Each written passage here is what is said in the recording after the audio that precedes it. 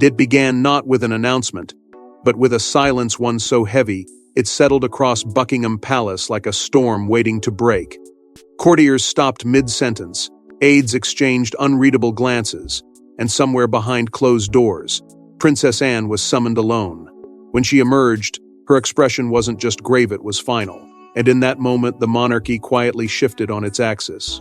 Before we go deeper into what this really means for the royal family, make sure to subscribe so you don't miss a single update.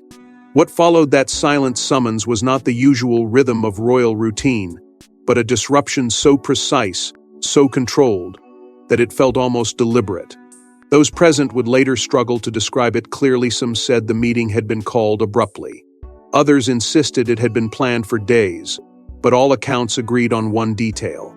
The room had been cleared with unusual urgency, leaving only Princess Anne and the king inside.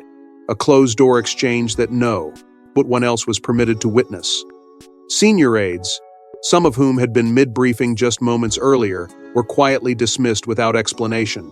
Their confusion masked behind practiced composure as they exited corridors that now felt unfamiliar, almost watchful. Insiders would later describe those same corridors as tense, frozen, waiting, as if the walls themselves understood that something irreversible was unfolding just out of sight. And then came the call, swift, direct, and impossible to ignore. Prince William was summoned to the palace under a protocol that many quietly acknowledged had not been used in years. A signal that whatever was happening was not routine, not temporary, and certainly not symbolic. By the time he arrived, the atmosphere had already shifted further, thickened by anticipation and the unspoken weight of what was still being concealed. Shortly after, Princess Catherine was seen entering, her composure intact but her expression betraying a flicker of concern that did not go unnoticed by those watching closely. It was in those small, fleeting details that the first cracks began to appear in the carefully maintained image of stability. Rumors, at first dismissed as speculation, began to take shape, whispers of a final directive, something written, something deliberate, something that had not yet been revealed but was already influencing decisions behind the scenes. And as those whispers grew louder, another layer of intrigue emerged, one far more unsettling. The suggestion that a sealed document existed, hidden within the most secure channels of royal protocol, tied not just to the present moment but to the very future of the crown itself. No one confirmed it. No one denied it. But the way conversations abruptly stopped when certain names were mentioned, the way staff avoided direct answers, the way even seasoned insiders chose their words with unusual caution, all pointed to a truth that was slowly, inevitably surfacing. Something had been decided, something had been set in motion. And though the world outside the palace walls remained unaware, inside, every movement, every glance, every carefully measured word carried the same unspoken question. What exactly had Princess Anne been told, and why did it feel like everything was about to change? But what Anne carried out of that room wasn't just concern, it was a decision that would redefine the future of the crown itself. For months, the signs had been, they're subtle at first, then impossible to ignore. The slower gait, the shortened appearances, the carefully worded updates that revealed everything while confirming nothing. But behind the carefully managed optics, something far more serious was unfolding, something only a handful of royals were prepared to face. It was not announced, not openly acknowledged, but quietly understood within the inner circle that the rhythm of the monarchy had begun to change, not with a sudden collapse, but with a gradual, almost imperceptible shift that only those closest to the crown could truly recognize. Behind palace doors, where conversations carry more weight than proclamations, King Charles' declining health was no longer a matter of speculation but a reality being carefully managed, carefully contained. Those who moved within that world began to notice the patterns, the increased presence of medical advisors whose visits grew more frequent, more prolonged, their arrivals no longer surprising but unexpected. It was not just their presence, but the way their schedules seemed to align with moments of unusual quiet, as if decisions were being shaped in parallel with diagnoses, as if time itself had become a factor that could no longer be ignored. Public engagements, once predictable in their cadence, began to thin out, not dramatically, but enough to raise questions among those paying attention. Appearances were shortened, Statements became more deliberate, and the spaces between royal duties stretched wider, filled with silence that spoke louder than any official update ever could. And in that growing silence, new figures began to step forward, not suddenly, but steadily. Princess Anne, long regarded as the unwavering backbone of the institution, took on a more visible role, her presence no longer just consistent but commanding, as though she had already begun to carry a weight that others had yet to fully comprehend. At the same time, Prince William's position began to evolve in ways that could not be dismissed as coincidence. His tone sharpened, his responsibilities expanded, and his visibility increased with a quiet intensity that suggested preparation rather than reaction. It was not a declaration, but it felt like one. Insiders began to whisper that contingency plans, those carefully guarded frameworks designed for moments of uncertainty, were no longer theoretical. They were active, quietly, precisely, and without public acknowledgement, the machinery of transition appeared to be turning. And with that realization came something even more unsettling: the growing sense that this moment was not entirely unprecedented. Comparisons began to surface, drawn cautiously but unmistakably, to previous transitions within the monarchy, moments when duty demanded decisions that reshaped the institution in ways the public would only understand much later. History, it seemed, was not repeating itself, but it was certainly echoing, and those echoes carried a warning that could not be ignored. Because this was not just about a king facing physical decline. It was about what happens when a monarch, fully aware of his own limitations, chooses to act before the world expects him to. And as those closest to him began to piece together the fragments of what was happening behind closed doors, one truth became increasingly difficult to dismiss. The king was not waiting for events to overtake him. He was moving ahead of them, shaping what came next with a precision that only a handful of people were even aware of.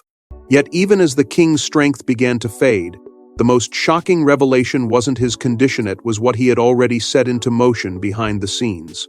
It wasn't announced. It wasn't debated. It was written, sealed, witnessed, and hidden in a place only a few would ever access.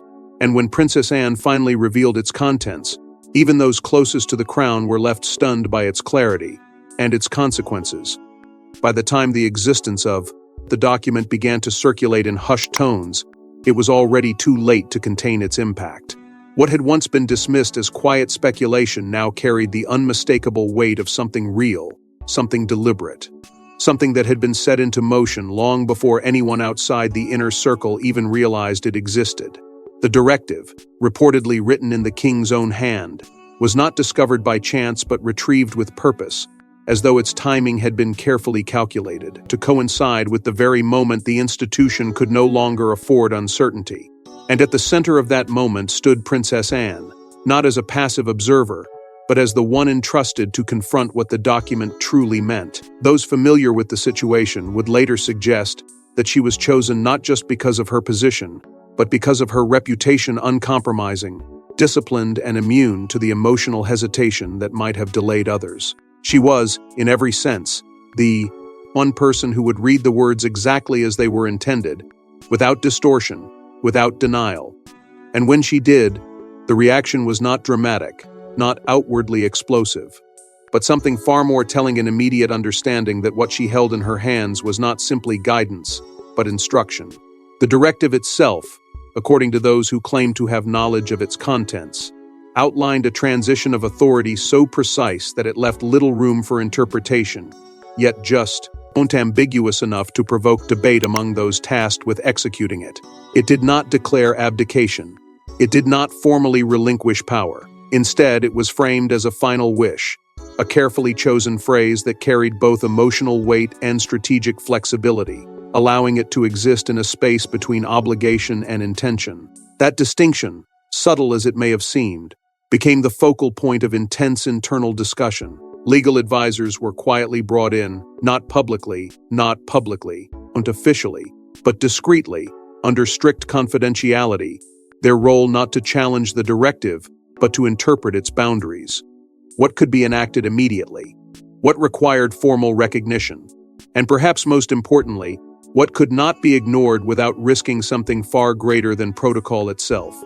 These were the questions that began to circulate behind closed doors, where every answer carried consequences that extended far beyond the present moment. Within the family, an emotional response was immediate and impossible to disguise.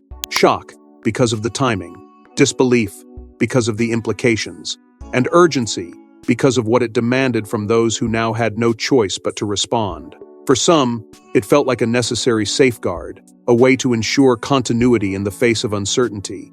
For others, it raised uncomfortable questions about why such a decision had been made in silence, and why it was being revealed only now. But regardless of where each individual stood, one reality became impossible to ignore.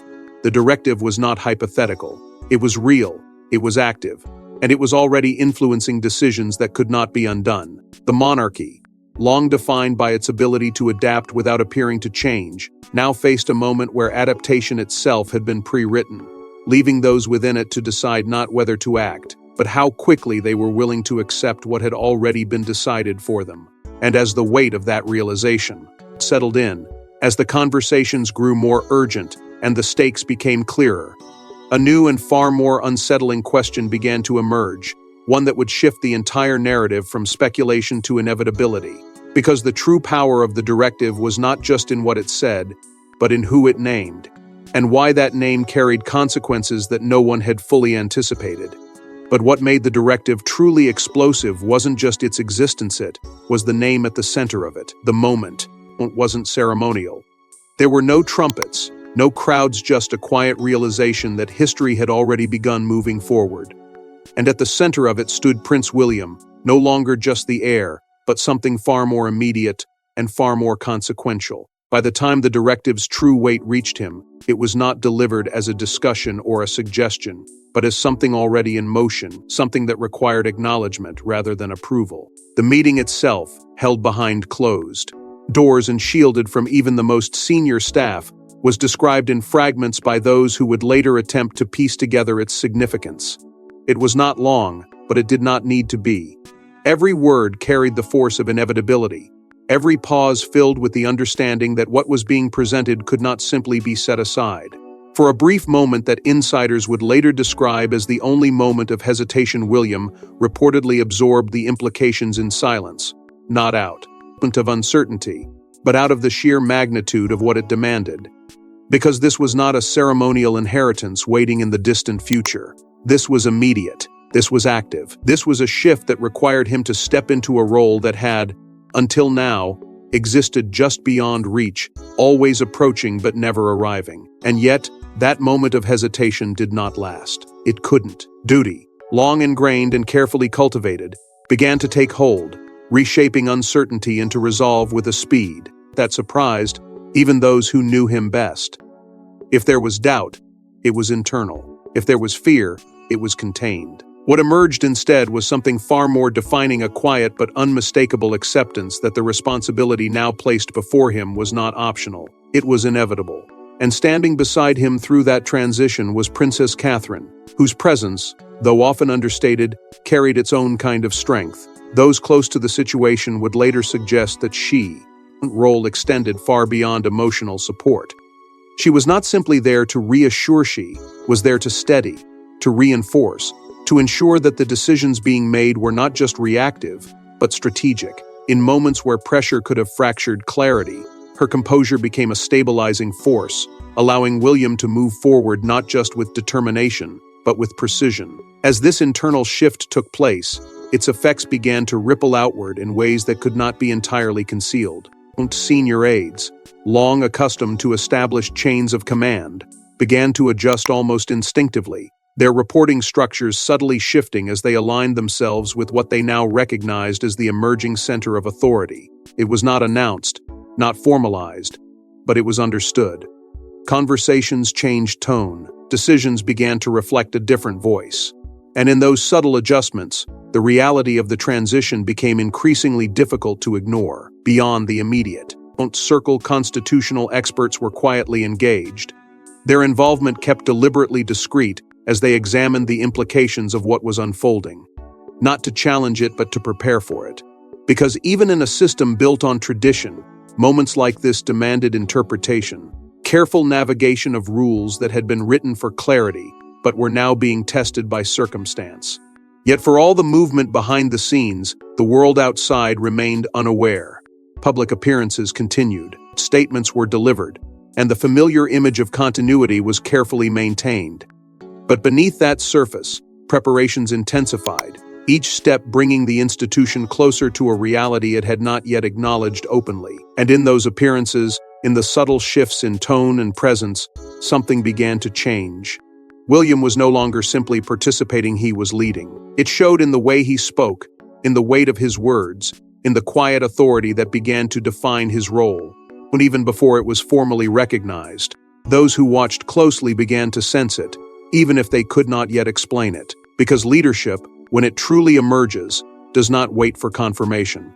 It reveals itself in moments of pressure, in decisions made before they are expected, in the quiet understanding that the future has already begun to take shape. And as that shape became clearer, as the transition moved from possibility to inevitability, another presence began to rise within the palace, one that would prove just as critical in determining how this moment would unfold. Because while William was stepping forward, someone else was already preparing to ensure that nothing, absolutely nothing, would be allowed to destabilize what came next. But as William's path became clearer, another figure was preparing to ensure the transition would not spiral into chaos. If William was the future, then Anne was the force ensuring that future survived its first test. Known for her unyielding discipline and unwavering loyalty to the crown, she didn't hesitate because hesitation, in moments like these, could fracture everything. The shift in her role was immediate, decisive, and impossible to overlook for those within the palace who understood how power truly moved. There was no announcement declaring her authority, no formal handover of control, yet within hours of the directive's revelation, the structure of internal communication began to change under her influence. Messages were rerouted, access was tightened, and the flow of information, once broad and loosely managed, was suddenly narrowed into precise, controlled channels. It was not chaos. It was order, imposed with a clarity that left no room for confusion. Reports would later suggest that Anne moved with the certainty of someone who had anticipated this moment long before it arrived, as if she had already considered every possible fracture point and positioned herself to reinforce it before it could break. Strict procedures, some long dormant and others rarely enforced, were activated without hesitation. Their presence felt not through visibility, but through the way behavior across the palace shifted almost instantly in response. Staff who had grown accustomed to flexibility found themselves operating under a renewed sense of discipline, their actions measured, their words chosen carefully, their movements aligned with a structure that had suddenly become far less forgiving. Key operations, from scheduling to internal briefings, were reorganized under her direction, not dramatically, but with enough precision that those affected could feel the difference without fully understanding its scope. Meetings were shortened, agendas were tightened, decisions were made faster, cleaner, with less room for deviation. And at the center of it all was Anne, not seeking attention, not inviting recognition, but executing a level of control that only someone deeply rooted in the institution could sustain. Senior staff were given clear instructions. Discretion was no longer an expectation, it was a requirement. Conversations that once unfolded openly were now contained, their reach limited, their content guarded. Even among those who had served the monarchy for decades, there was a growing awareness that this was not a temporary adjustment. This was a recalibration of how the institution protected itself in moments of vulnerability. And with that recalibration came an unspoken understanding. Resistance, however subtle, would not be tolerated. Those who questioned the sudden rigidity found themselves quietly redirected, their concerns acknowledged, but ultimately sidelined. Their influence diminished not through confrontation, but through the quiet efficiency of being excluded from decisions that no longer required their input. It was not dramatic, it was surgical, and it worked, because what Anne was doing was not just enforcing order, she was safeguarding the king's final wish, ensuring that its execution would not be delayed, diluted, or derailed by uncertainty or internal conflict. In doing so, she became both the protector of that wish and the stabilizing force holding the monarchy together as it navigated one of its most uncertain moments.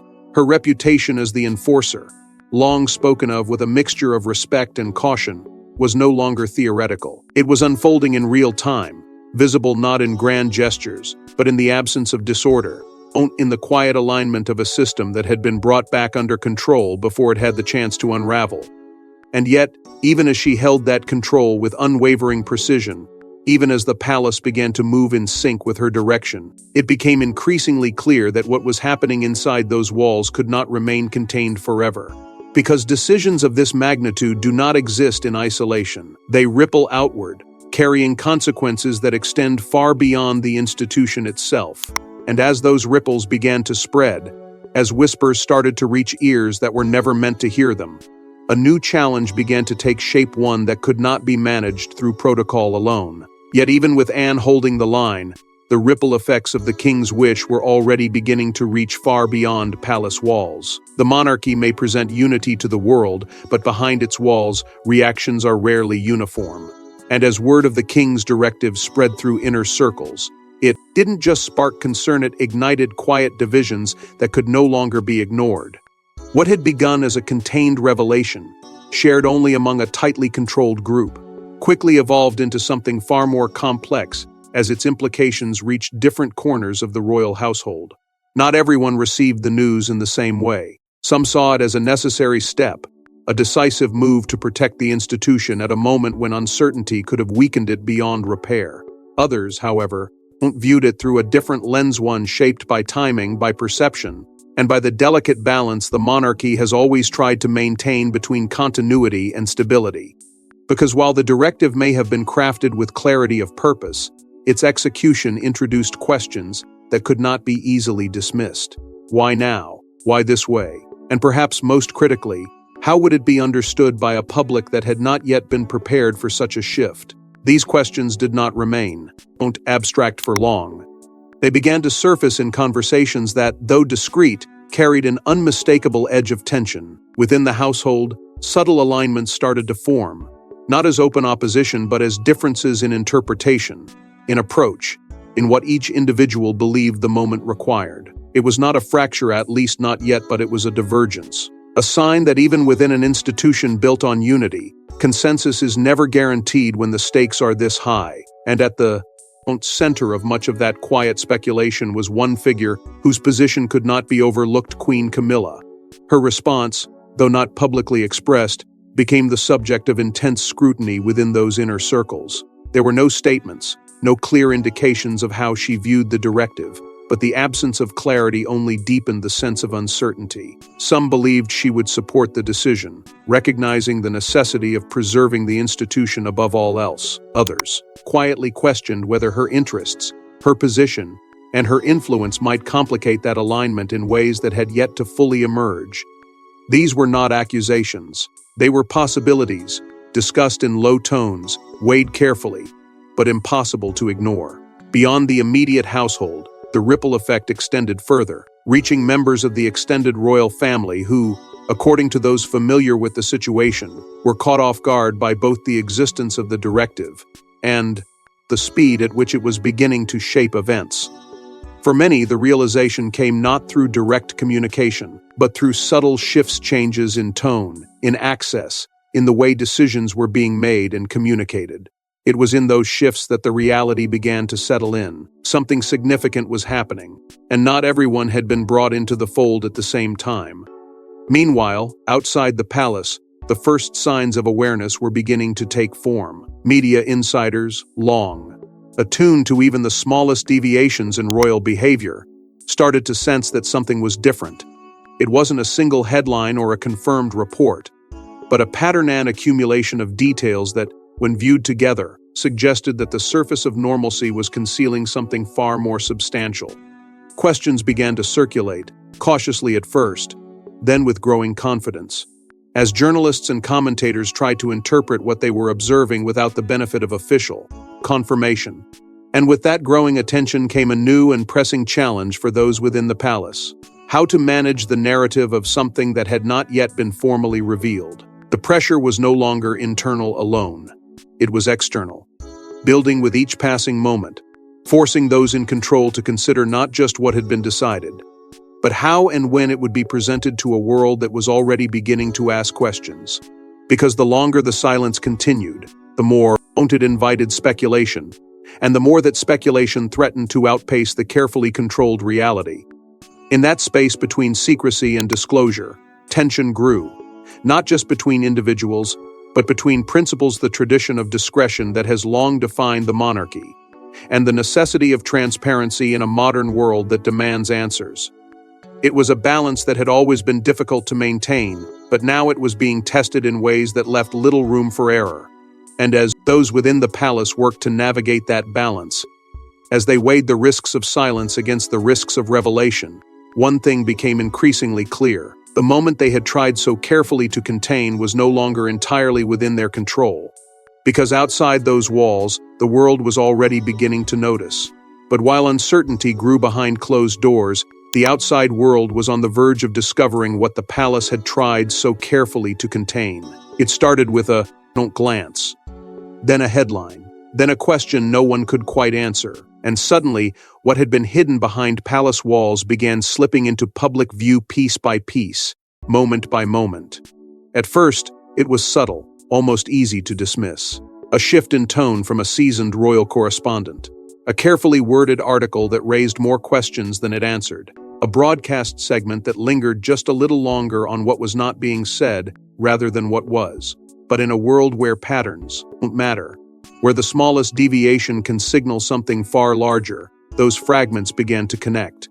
Media outlets, each working from their own sources and observations, started reporting what they described as unusual activity within the royal sphere. Nothing definitive, nothing confirmed, but enough to suggest that the familiar rhythm of the monarchy had been disrupted in a way that could no longer be ignored. Public appearances, once routine and predictable, were now being examined with an intensity that bordered on forensic. Every gesture, every pause, every shift in expression became part of a larger narrative that was still forming but already gaining momentum. And at the center of that scrutiny stood Prince William, whose demeanor had begun to change in ways that were difficult to overlook. There was a new weight to his presence, a sense of authority that seemed to extend beyond his established role. It wasn't dramatic, it wasn't declared, but it was there, unmistakable too.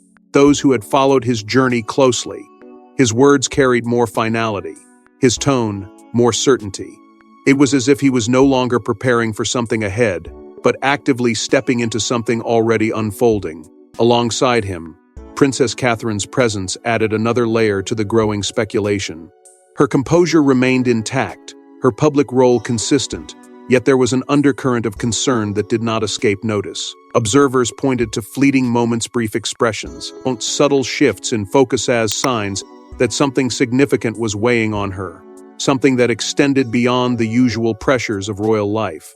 These were not confirmations, they were interpretations, but in an environment where official information was limited, interpretation became its own form of truth. The palace, for its part, maintained its position with careful precision. Statements were issued, but they were measured, deliberate, and notably restrained. They addressed what needed to be addressed, but left just enough unsaid to keep speculation alive.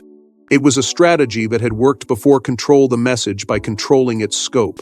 But this time, the environment was different.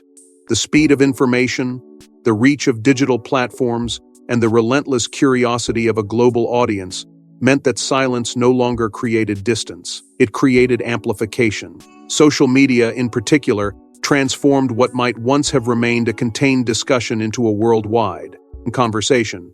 Every image was shared, every clip dissected, every theory debated.